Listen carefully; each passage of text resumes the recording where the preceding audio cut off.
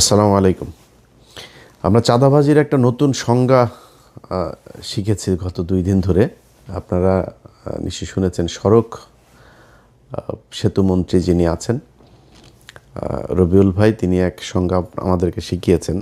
রবিউল ভাইয়ের চেহারাটা দেখলে আমার একটা টকশোর কথা মনে হয়।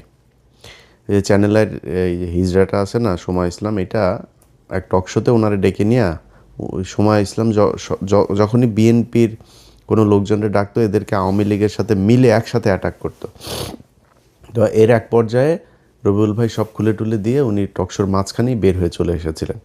ওইটা আমার খুব মনে হয়, এবং উনি কথাবার্তাও খুব সুন্দর করে বলতেন। তো হঠাৎ করেই ধরেন বিএনপির লোকজনের এই নির্বাচনের পরের দিন থেকে ওনাদের বডি ল্যাঙ্গুয়েজ, ওনাদের কথাবার্তাগুলো শুনলেই না মনে হয় সেই আওয়ামী লীগের একটা লোক বোধহয় কথা বলছে। একদম চেহারা, কথাবার্তার ধরন, দাম্ভিকতা, এগুলো ওই ঠিক আওয়ামী লীগ যেভাবে। এই যে মন্ত্রণালয়টা, এই মন্ত্রণালয়টাও কিন্তু, এই সড়ক সেতু মন্ত্রণালয় কিন্তু ছিল কাওয়া কাদেরের। এই কাওয়া কাদেরও কিন্তু ঠিক এইভাবেই কথা শুনলেই শরীর জ্বলতো। তো বিএনপির যেই ভাইদের কথা শুনলে এত ভাল লাগতো, একদম নিজের মনে হইতো এরা আমার আমার আপনজন, আমার আপন ভাই, এরকম মনে হইতো। সেই মানুষগুলো হঠাৎ করে রাতারাতি এত চেঞ্জ হয়ে গেল, বিশেষ করে নির্বাচনের এই আগের থেকে। অনেকে আমাদের প্রশ্ন করেন, ভাই আপনারা কেন সরাসরি বিএনপির বিরুদ্ধে? এই আজকে যে বাংলাদেশ দেখছেন না, এটা আমরা অনুমান করতে পেরেছিলাম, এই জন্যই বিএনপির বিরুদ্ধে গিয়েছিলাম। তো ওনারা নির্বাচনের আগে থেকে আওয়ামী লীগের লোকজনকে করে দিবে, আপনার নির্বাচন এই রাজনীতি করার সুযোগ দিবে, সব মামলা তুলে নিবে, এই যেগুলো বলেছে, এবং সেটা এখন করছে। আপনারা দেখছেন বিভিন্ন জায়গায় অফিস টফিস খুলে দিচ্ছে। তো এটার বিএনপির সামনে ধরেন দুইটা পরিণতি এখন, যে অবস্থায় তারা চলছে সেটাতে। 1981 সালে জিয়াউর রহমান এইভাবে এই হাসিনাকে নিয়ে এসেছিল। 17 দিনের মাথায় জিয়াউর রহমানকে হত্যা করা হয়েছিল। খালেদা জিয়া, তিনি এই আপনার 96-এ যখন এই হাসিনাকে আপনার স্পেস দেয়, উনি কিন্তু 15ই ফেব্রুয়ারি একটা নির্বাচন করেছিল 96-এ। সেই নির্বাচনে আপনার জামাত, আওয়ামী লীগ কেউ অংশগ্রহণ করেনি। হাসিনা, খালেদা জিয়া চাইলে থাকতে পারতো, এমন কোনো আন্দোলন হয়নি, এমন মানুষজনও মারা যায়নি, ছেড়ে দিয়েছেন। ছেড়ে তারপরে 12ই জুন 96 আবার আরেকটা নির্বাচন দিয়েছিলেন। ওই সুযোগ দিয়ে তারা আবার 96-তে আসতে দেওয়া হয়েছে। 96-তে আসার পরে কি করেছে সেটা আপনারা জানেন। এরপরে 2001 থেকে 6 খালেদা জিয়া জোর করে থাকতে চেয়েছে, কিন্তু মানে বিএনপির সমস্যাটা হলো, বিএনপি যদি চুরিও করে, মানে ল্যাটায়া ব্যাটায়া ওইটারে পাশা পোষা হাগু দিয়া নষ্ট করে গন্ধ বানায় ফেলে। আওয়ামী লীগ সেটা খুব স্মার্টলি করে। এটাই হলো পার্থক্য। তো এরপরে খালেদা জিয়া সুযোগ তাদেরকে দিয়েছেন। সেই সুযোগ দেওয়ার পরে 2013 সালেও আরেকবার খালেদা জিয়া সুযোগ দিলেন, 14 সালের নির্বাচনের না এসে। তো এই আওয়ামী লীগ খালেদা জিয়ার পরিবারকে কতটুকু ক্ষতি করেছে, এটা ভাই আমার বলার কিছু নাই। এটা জিয়া পরিবার জানে, তাদের পরিবারের আমার বিশ্বাস যে আমার চাইতে বেশি কষ্ট তাদের জন্য হয়। এরা যদি আসে তাহলে বিএনপির পরিণতি কি হয় সেটা 17 বছর আমরা দেখেছি, এটা নতুন করে দেখার কিছু নাই। অতএব তারা যদি এদেরকে নিয়ে আসে, এসে মনে করেন আওয়ামী লীগকে নিয়েই তারপরে করলো, তো জোর করে যদি থাকতে চায়, বাংলাদেশে খুব নিকট অতীতে আমরা এর পরিণতি দেখেছি যে সেটাতে কি হয়। বিএনপি সেই পরিণতি ভোগ করতে হবে যদি তারা জোর করে ক্ষমতায় থাকতে চায়। আর যদি তারা মনে করে নির্বাচন করবে, গণতান্ত্রিকভাবে জামাতের সাথে রাজনীতি করবে, জামাতের সাথে রাজনীতি করতে গেলে জামাত আপনারা যদি নাকি স্বর্ণ দেখায়, আপনি তো আর এই তামা দিয়ে তো তার সাথে রাজনীতি করতে পারবেন না। জামাত রাজনীতি করে নিজের পকেটের টাকা দিয়া তারপরে সংগঠন চালায়, আর আপনি চাঁদাবাজির টাকা দিয়া সংগঠন চালাবেন, এরকমই হবে। এই যে রবিউল ইসলাম ভাই, উনি একটা কথা বলেছেন, মানে উনি কথাটা হয়তো খুব কৌশলে, এর আগেও তো এই চাঁদাবাজি হতো, ওবায়দুল কাদের কোনোদিন স্বীকার করেছে এইভাবে বলেছে কখনো? বলতে হবে কি, আপনি দেখেন প্রতিটা মন্ত্রী দুর্নীতিকে, এই যে এহসানুল হক মিলন দুর্নীতি করেন আগের বার, দুর্নীতির বিরুদ্ধে ব্যাপক করা হবে, সবাই দুর্নীতির বিরুদ্ধে, সব কটা মন্ত্রীর বক্তব্য দেখবেন একই রকম। এইটাই হচ্ছে স্মার্টনেস, বাংলাদেশে স্মার্টনেস এইটাই। চুরি করবে প্রতিটার পেটের মধ্যে। বাংলাদেশে এই পর্যন্ত যত মন্ত্রী গিয়েছেন সব করার পেটের মধ্যে দুর্নীতির টাকা, মানুষের ভিক্ষার টাকা, চুরির টাকা, এটা প্রতিটা মন্ত্রীর পেটের মধ্যে। এরা এই দুর্নীতি করার জন্যই এমপি হয়, মন্ত্রী হয়। আজকে যেই কথাটা রবিউল ইসলাম বলে দিয়েছেন, এইটা আগের মন্ত্রীরা বলেন নাই বা ওনার আশপাশের মন্ত্রীরা বলেন না, এটাই স্বাভাবিক। শহীদুদ্দিন চৌধুরী অ্যানি ভাই আজকে বলেছেন যে না, সড়কে কোনো চাঁদা চলবে না। অ্যানি ভাই, আপনি তো পানি সম্পদ মন্ত্রী, আপনি সড়কের মন্ত্রী বলার কে? সড়কের মন্ত্রী বলে দিয়েছেন চাঁদাবাজি চলবে, অতএব চলবে। এটারে আপনি এখন কালকে হয়তো উনি বক্তব্যটারে সুন্দর করে বলতে পারেন, তারেক রহমান হয়তো একটা থ্যাতানি দিলে হয়তো বলবে সুন্দর করে, বা এই ধরনের কথার ভবিষ্যতে বলবে না, কিন্তু চলবেই চাঁদাবাজি। উনি খুব স্পষ্ট করে বলেছেন যে সরকারি দলের যেই শ্রমিক সংগঠন, তাদের দল চালাতে টাকা লাগে। বক্তব্য কিন্তু খুব স্পষ্ট। শ্রমিক সংগঠনের এই সারা দেশে বিশাল আকারের আপনার সংগঠন, এই যে চান্দা আব্বাস ছিল শ্রমিক নেতা, তো এরা তো শ্রমিক না, এরা তো চলে। তো এরা কিভাবে চলবে? এরা চলতে হইলে আপনার ওই চান্দা তুলতেই হবে, এই ছাড়া কোনো উপায় নেই। সো আপনাকে রাস্তা দুইটা, হয় নিজে চাঁদা দিয়ে তারপরে দল চালাবেন, নাহলে চাঁদাবাজি করবেন, এছাড়া বিশাল এই দল চলবে না। এখন জামাত ইসলাম কি করে? নিজেরা চাঁদা দেয়, দিয়া তারপরে দল চালায়। একজন রুকন, তার বেতন যদি হয় 1 লাখ টাকা, প্রতি মাসে 5,000 তাকে মাস্ট তাদের কোষাগারে দিতে হবে। এটাই ওদের রাজনীতি। এখন এরকম একটা রাজনীতি করা দলের সাথে আপনি চাঁদা নেওয়া রাজনীতি করবেন, তো মানুষ তো সেটা সহ্য করবে না। সো সেই ক্ষেত্রে আলটিমেটলি যেটা হবে সেটাই। সো রাস্তা আপনার হাতে দুইটা, একটা হয় আপনাকে রাজনীতি চেঞ্জ করতে হবে, এই আপনাদের যে পলিসি সেটা চেঞ্জ করতে হবে, করে নিজের পকেটের টাকা দিয়ে নিজে রাজনীতি করবেন, অথবা শেখ হাসিনার মতো ফ্যাসিস্ট হবেন, জোর করে ক্ষমতায় থাকবেন, কোনো কথা শুনবেন না, কিছু হইলে বলবেন যে সংবিধানের দোহাই, কারণ আপনাদের 2/3 আছে এখন, এবং এই 2/3 তো আপনাদেরকে খুব পরিকল্পিতভাবেই দেওয়া হয়েছে। এই ডক্টর ইউনূস আপনার যেদিন লন্ডনে যায় সেদিনই তিনি নির্ধারণ করে দিয়ে এসেছেন যে বিএনপি ক্ষমতায় যাবে, তাদেরকে 2/3 দেওয়া হবে, যত দুর্নীতি, চাঁদাবাজি, ধান্দাবাজি এই তত্ত্বাবধায়ক সরকার যা করে গিয়েছে এটার বিরুদ্ধে বিএনপি কিছু বলবে না, সবাইকে সেফ এক্সিট দেবে। যে দেশে থাকতে চায় দেশে থাকার ব্যবস্থা করে দেবে। এরাও থাকবে না বেশি দিন। আসিফ নজরুল ধরেন দেশে আছে, এখন থাকবে না। ওই যে আইসিটির ফয়েজ তায়েব চলে গিয়েছে, এগুলো সবগুলির একটা একটা করে কী কী আকাম কুকাম করেছে এই এখন ধরবো। ক্ষমতায় যখন থাকবেন তখন বলতে না পারলে ক্ষমতার পরে তো বলতে পারবো। সো এখন ধরা হবে একটা একটা করে। ফয়েজ তায়েবরে নিয়ে কাজ চলছে। তো এই আসিফ নজরুলরা এরা 2 দিন পরে দেখবেন চলে গিয়েছে, কারণ টাকার তো অভাব নাই, দেশে থাকবে কেন? বউরে দিয়ে আপনার কালেকশন করাই তো, নিউজও তো হয়েছে, আপনারা দেখেছেন। তো এখন এই যে এরা ওই সময় বলে করে দিয়ে গিয়েছে যে তোমাদেরকে 2/3 দেওয়া হবে, 2/3 দেওয়া সংবিধান এবার যেমনে মনে চায় তেমনে তারা কাটছাট করে তাদের মতো করে সংশোধন করবে। এইটাই ছিল হয়েছে যে এই তত্ত্বাবধায়ক সরকারের মূল এজেন্ডা। এর বাইরে এই যে সরকারটা গেল 1.5 বছর, 1.5 বছরে বহু কিছু করা সম্ভব। সবচাইতে দুর্বল আর দুর্নীতিগ্রস্ত একটা তত্ত্বাবধায়ক সরকার ছিল, যেটার আমরা বিপ্লবী সরকার বলতাম, সেই বাঞ্চোতরা ছিল সবচাইতে বেশি দুর্নীতিগ্রস্ত। এদের মতো দুর্নীতিগ্রস্ত আর একটা সরকার এই পর্যন্ত বাংলাদেশের তত্ত্বাবধায়ক সরকারে আসে নাই। এমনকি এই যে মঈনুদ্দিন ফখরুদ্দিনের যে সরকার না, আমার তো মনে আছে এদের চাইতে বহু সততা নিয়ে তারা কাজ করেছে। তো তারা আমাদের হাতে এখন ঝুলাই দিয়ে গেল একটা দুর্নীতিগ্রস্ত সরকার। এটার নিয়ে এখন আমাদের থাকতে হবে। তো বাংলাদেশের মানুষের কাছে আমার একটা জিজ্ঞাসা থাকবে যে এই দেশের মানুষ কি মানে এই ঝাড়ুদার হয়েই থাকতে চান, চকিদার হয়েই থাকতে চান? একটা দল ক্ষমতায় আসবে, তাদের কিছু এমপি থাকবে, মন্ত্রী থাকবে, তাদের এই এই যে পরিবারতন্ত্র, এদের চামচা হয়ে তারপরে আপনাকে থাকতে হবে। এখন এখান থেকে আপনি যদি বের হইতে চান তাহলে সিদ্ধান্ত আপনাকেই নিতে হবে। এই যে নির্বাচনটা হইল, এই যে রাজনীতি হয়, এই যে রাস্তায় ধর্মঘট, হরতাল, পিকেটিং, কোনো দিন কোনো এমপির ছেলেকে আপনার পাশে পেয়েছেন যে সে রাস্তায় এসে তারপরে এটা করে? কোনো এমপির ছেলে আপনার সাথে এই যে ভোটকেন্দ্রে গিয়া তারপরে এই ভোটকেন্দ্র দখলের কাজে মারামারি করেছে, মানুষকে হুমকি দিয়েছে? কোনো এমপি, এই নির্বাচনের সময় এমপি মন্ত্রী অনেকের ছেলে যারা এখন মন্ত্রী হয়েছে, এমপি হয়েছে, এদের অনেকের ছেলে দেশেই যায় নেই, ইউরোপে থাকে, আমেরিকাতে থাকে, অস্ট্রেলিয়া থাকে, কানাডা থাকে, পড়াশোনা করে। তাদের পাতলা পায়খানা হইলেও তারা সিঙ্গাপুরে যায় চিকিৎসা করতে। আর তোদেরকে বানায় রাখছে বোকাচোদা। তোরা পৃথিবীর সবচেয়ে বোকাচোদা জাতি।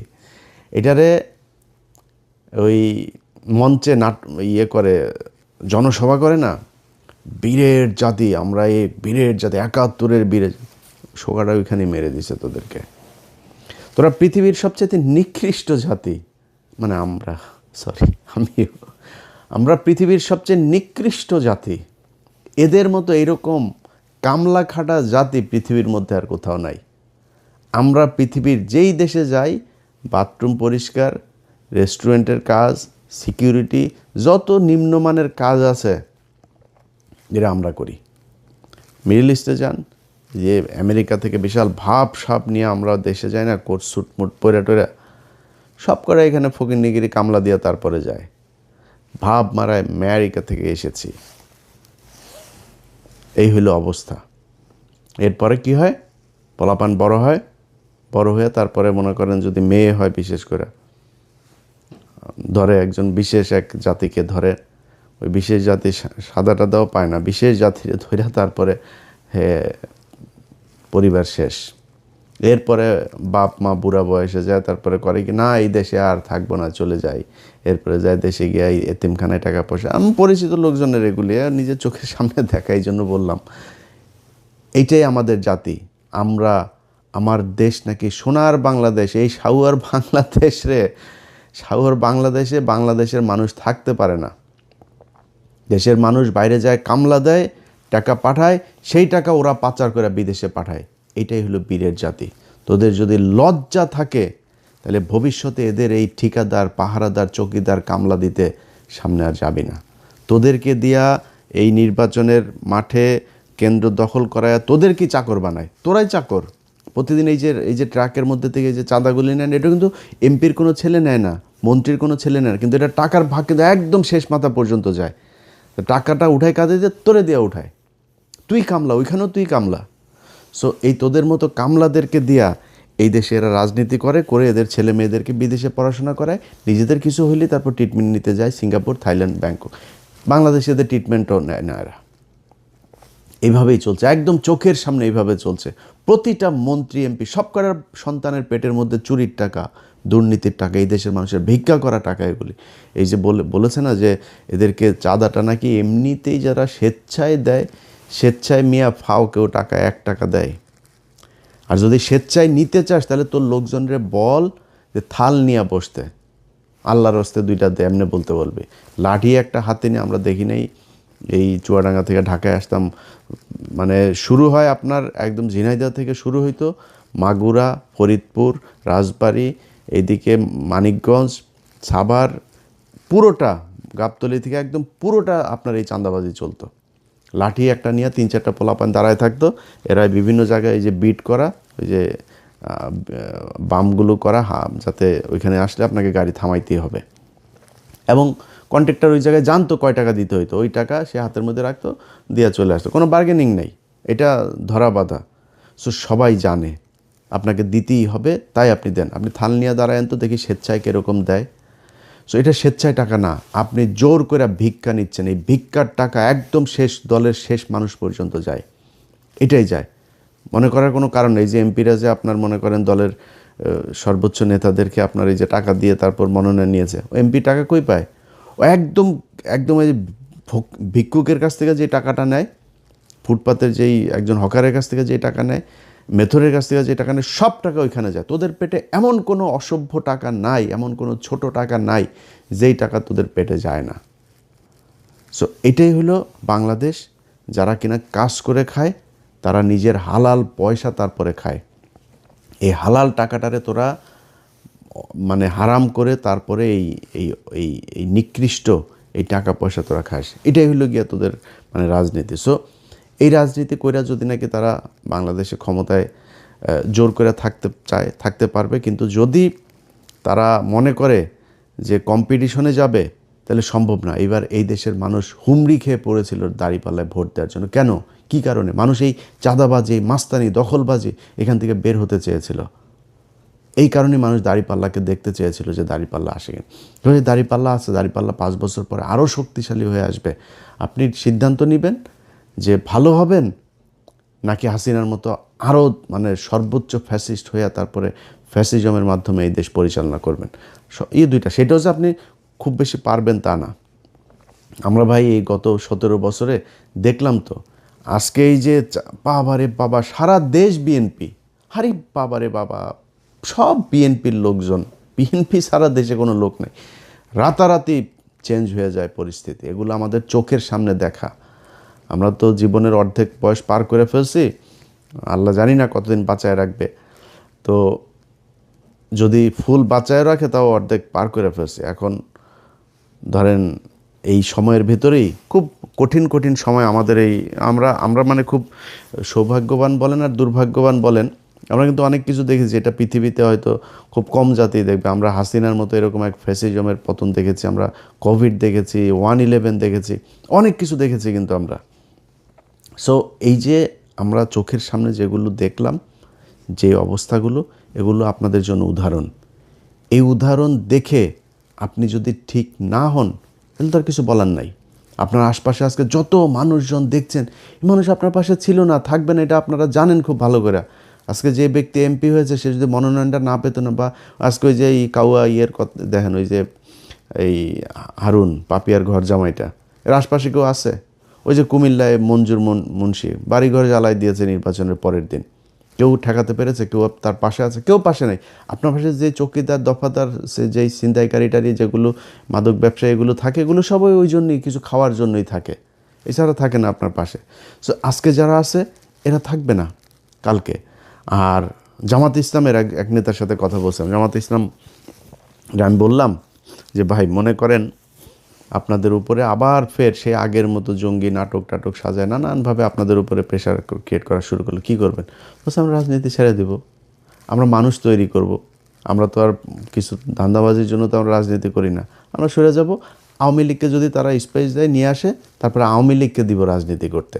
আওয়ামী লীগই বিএনপিরে সোজা বানায় ফেলার একদম যা রাস্তা সেগুলো তারা জানে এবং সামনে তারা করবে। ব্যাস শেষ।